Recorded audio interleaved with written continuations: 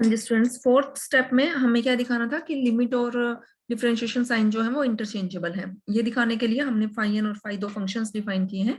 Actual में phi N जो function है वो एक नहीं, वो सीक्वेंस बनेगी फंक्शंस की, phi one t, phi two t, phi three t and so on, phi n t. तो और फाई जो हमने फंक्शन डिफाइन किया है, फाई टी में हमने ये एन हटा दिए यहाँ से, F T minus F x divided by T minus x. और अगर आप लोग ध्यान से देखो तो इसकी लिमिटिंग वैल्यू है ये, कि जब एन इन्फिनिटी को टेंड करेगा तो क्योंकि फंक्शन एफ एन जो है एफ को कन्वर्ज कर रहा है तो ये आपका ये आ जाएगा। ठीक है, now let then limit t tending to x phi n t. अगर इसमें हम लिमिट ले ले टी टेंडिंग टू एक्स तो आप देखो ये किसकी डेफिनेशन बन गई, डेरिवेटिव की, एफ एन डैश एक्स की। ठीक है, और ये डेरिवेटिव्स जो है वो एग्जिस्ट करेंगे क्योंकि जो फंक्शन है वो हमारे क्या है, सीक्वेंस जो है वो डिफरेंशिएबल फंक्शंस की है। Further mod f n minus f m x minus f n minus f m t, now this is equal to, ये हमारा ऊपर हमने कैलकुलेट किया था तो ये वैल्यू हमारे पास आई हुई थी। Now this is less than, ये टर्म आपने एज इट इज रखी फर्स्ट टर्म, और सेकंड टर्म जो है वो हमने लिखी less than epsilon by 2 times B minus A, जो हम ऑलरेडी ऊपर कैलकुलेट कर चुके हैं। तो now this is less than epsilon by, ये मोड एक्स माइनस टी को लेफ्ट साइड पे हम शिफ्ट कर दिया तो ये टर्म बच गई हमारे पास।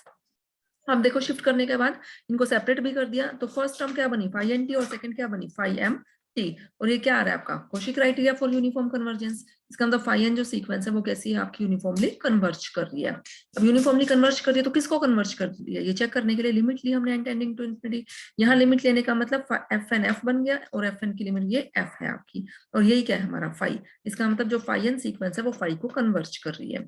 And limit t tending to x phi t, phi t जो है इस पे अगर हम limit t tending to x लें तो ये डेफिनेशन ये बना हमारे पास। और ये क्या बना, f of t minus f of x, ये क्या था अभी हमने तो बताया कि limit N tending to infinity phi n t था। अब देखो अगर एक लिमिट फाइनाइट और एक इनफाइनाइट हो तो आप इनको इंटरचेंज कर सकते हो, कोई प्रॉब्लम नहीं है हमने, लेकिन दो लिमिट अगर इनफाइनाइट हो तो किसी कंडीशन के अंडर ही वो इंटरचेंज होंगी। यहाँ हमने इनको क्या कर दिया, इंटरचेंज कर लिया। Now this is equal to limit N tending to infinity, और ये क्या बन गया, इसकी लिमिट क्या थी हमारे पास, एफ एन डैश एक्स, और डेरिवेटिव्स हमारे एग्जिस्ट कर रहे हैं तो इसका मतलब ये लिमिट हमारी एग्जिस्ट करेगी। तो इसका मतलब राइट साइड में एग्जिस्ट कर रहा है तो लेफ्ट साइड की लिमिट भी आपकी एग्जिस्ट करेगी, और लेफ्ट साइड की लिमिट एग्जिस्ट करने का मतलब जो एफ डैश फंक्शन है वो एग्जिस्ट करेगा, means function F is differentiable. और वो एफ डैश एक्स किसके इक्वल आ गया यहाँ से, limit N tending to infinity F N dash X. F dash x का क्या मतलब हुआ, D D x of F of X, और D D x of F of X क्या है, limit N tending to infinity F N X limit, और ये equal to right hand side क्या है, limit N tending to infinity, और f N dash x का मतलब d D x of f N x. तो यहाँ से हम क्या बोल सकते हैं, लिमिट और डेरिवेटिव साइन जो है वो क्या है हमारे, इंटरचेंजेबल है। ठीक है, नेक्स्ट थ्योरम देखो क्या है कि एफ एन जो है, अब हमें क्या गिवन है, let f n be a sequence of function such that each f n is differentiable on close interval a b, f N dash is continuous on closed interval AB, sequence fn converges to f on closed interval AB, and sequence fn dash converges uniformly to g on closed interval AB, then function f is differentiable and f dash x is equal to gx for all x belonging to closed interval AB।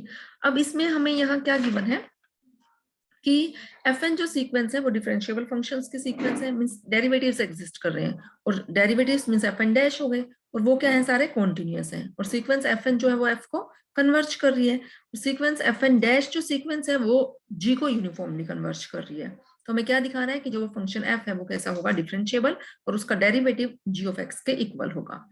Since each fn dash is continuous given है हमें यहाँ, and sequence f N dash converges uniformly to function g, तो वो g जो आपका limit function है वो भी क्या होगा, कॉन्टिन्यूअस। ये तो हमने थ्योरम की थी स्टार्टिंग में, यूनिफॉर्म कन्वर्जेंस एंड कॉन्टिन्यूटी, वहां से रिजल्ट आ गया।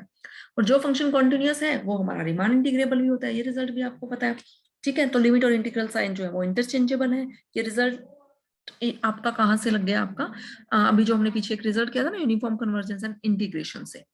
ठीक है, सो मींस लिमिट और इंटीग्रेशन साइन इंटरचेंजेबल है, क्योंकि जब यहाँ आप अंदर लिमिट शिफ्ट करोगे और limit F N dash X, और limit F N dash X की क्या है आपके पास, जी एक्स है। ठीक, now by fundamental theorem of integral calculus integration A to T F N dash X D x is equal to, जब आप इसको इंटीग्रेट करोगे इस डेरिवेटिव को तो डेरिवेटिव और इंटीग्रेशन तो कैंसिल आउट हो जाएंगे, क्या बचेगा, f n t minus f n a. ये फंडामेंटल थ्योरम है इंटीग्रल कैलकुलस की।